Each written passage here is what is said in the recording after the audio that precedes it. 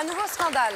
Entre 2006 et 2014, au moins 425 enfants sont nés avec une malformation qui aurait été causée par un traitement contre l'épilepsie appelé la dépakine. C'est la conclusion inquiétante d'une enquête qui a été commandée par le ministère de la Santé. Est-ce que c'est le début d'un nouveau scandale sanitaire après celui du Distilbène ou encore du Mediator? Rappel des faits.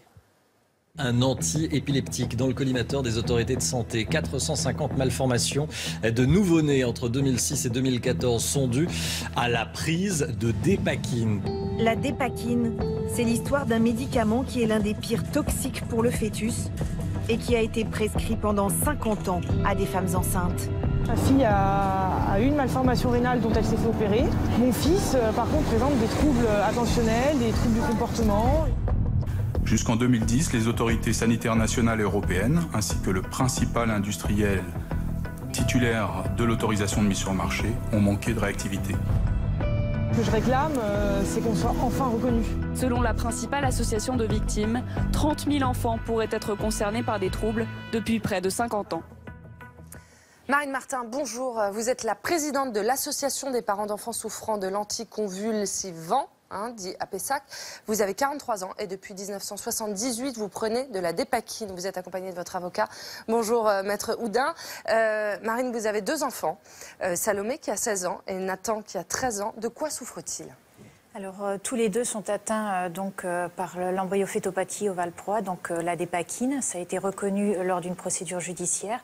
Mon fils est beaucoup plus touché que ma fille, avec des malformations notamment urogénitales, des malformations des membres et des troubles neurocomportementaux très importants, tels que le trouble attentionnel. Il n'arrive pas à écrire, un trouble praxique, ce qu'on appelle. Il y a eu un trouble du langage, beaucoup de problèmes. Marine, vous avez pris de la dépakine pendant vos deux grossesses. Oui, tout à fait. J'ai toujours pris de la dépakine depuis 1978. Donc, au moment de tomber enceinte, naturellement, j'ai posé la question est-ce que je dois continuer mon traitement ou pas? Et les médecins m'ont tous rassurée en me disant il n'y a pas de souci, vous pouvez continuer votre traitement, prenez de la vitamine et tout ira bien. Sébastien? Personne ne vous avait averti donc à ce moment-là? Non, moi j'ai fait ce qui était marqué à l'époque dans la notice, c'est-à-dire consulter votre médecin. Et que ce soit mon médecin généraliste, mon neurologue ou mon gynécologue, ils m'ont tous tenu le même discours. Prenez de la vitamine B9 et tout ira bien. Et on ne vous a pas parlé d'effets secondaires. Comment est-ce que vous en êtes venu à soupçonner la dépakine dans les malformations subies par vos enfants? À quel moment vous avez dit ça doit être ça? Ça ne peut pas être autre chose. En fait, à cause de la malformation urogénitale de la verge de mon fils, j'ai entendu parler des pesticides et des effets que ça causait pendant la grossesse. Oui. Et un jour, au lieu de marquer pesticides dangereux pour la grossesse, j'ai marqué médicaments dangereux pour la grossesse. Et c'est à ce moment-là que j'ai découvert le CRAT, c'est le Centre de recherche des agents tératogènes à l'hôpital Trousseau à Paris, qui décrivait toutes les malformations et tous les troubles neurocomportementaux que ça a entraîné. Et c'est à ce moment-là que j'ai compris. Et j'étais seule devant mon ordinateur et je me suis mise à pleurer. Maître Houdin. Tout s'est effondré. Pourquoi vous vous êtes mis à pleurer à ce moment? Vous avez culpabilisé? Ben oui, parce que la première... Mais pourquoi on ne m'a pas informée? Pourquoi je n'ai pas été avertie? J'ai empoisonné mon enfant via ce médicament. Voilà, c'est terrible. Comment mon instinct de mère ne m'a pas dit qu'il ne fallait pas que je le prenne? Parce qu'on vous a dit, parce qu'on vous a rien dit, parce qu'on vous a dit que ça irait, tout simplement. Ariel? Alors, Maître Joseph Houdin, vous vous occupez des familles qui sont touchées par ce problème de dépakine. Vous avez été aussi impliqué dans l'affaire du Mediator. Vous vous êtes dévoué à cette cause aussi. Est-ce qu'il y a quelque chose de comparable? Est-ce qu'on peut dire que ce sont deux affaires qui sont vraiment parallèles? Peut-être l'une pire que l'autre, je ne sais pas. Alors, oui, clairement. D'abord, les problèmes, dans le temps, sont au même moment.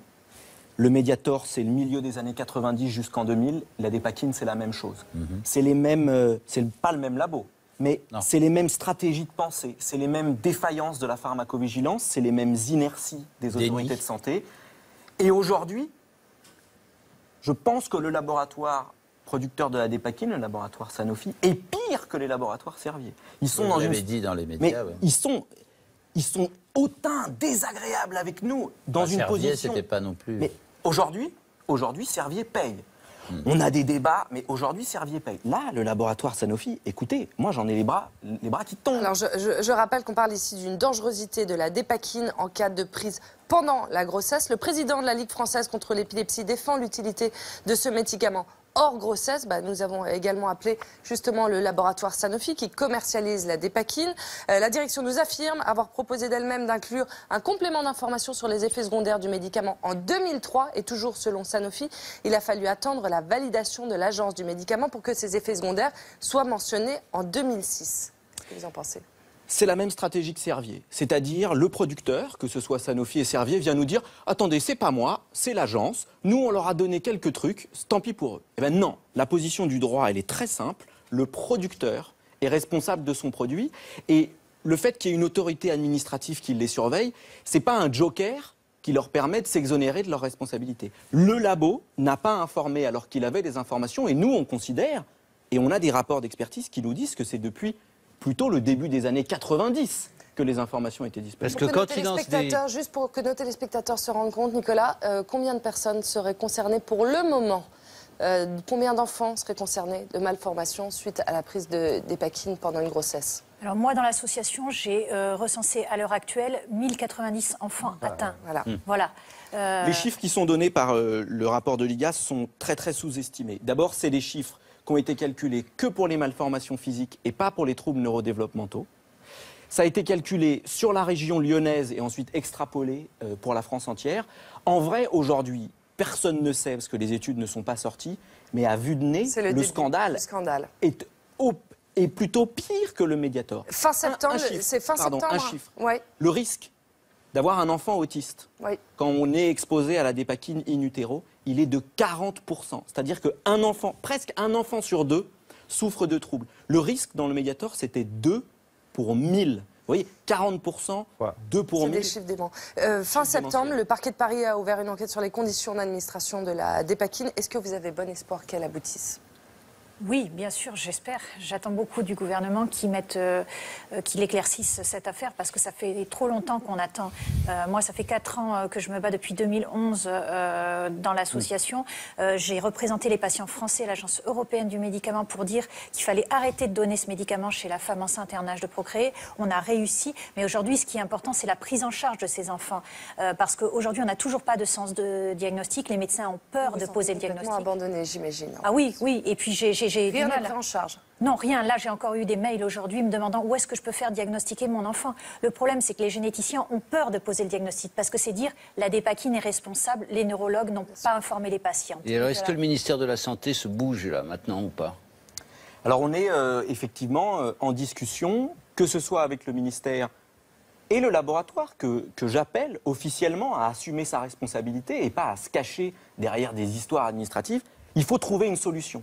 Qu'il y en ait 450, 1000, 2000, 5000, il faut apporter une réponse sur la prise en charge scolaire, médicale, humaine, mais aussi indemnitaire. Vous avez des enfants qui sont très malades. Ce n'est pas des histoires de rigolade. C'est très grave. Et soyez sûr qu'on suivra cette affaire de près. Vous êtes les bienvenus sur le plateau de la nouvelle édition pour nous tenir au courant des avancées. Merci Marine Martin, merci Maître Oudin, bienvenue sur le plateau de la nouvelle édition.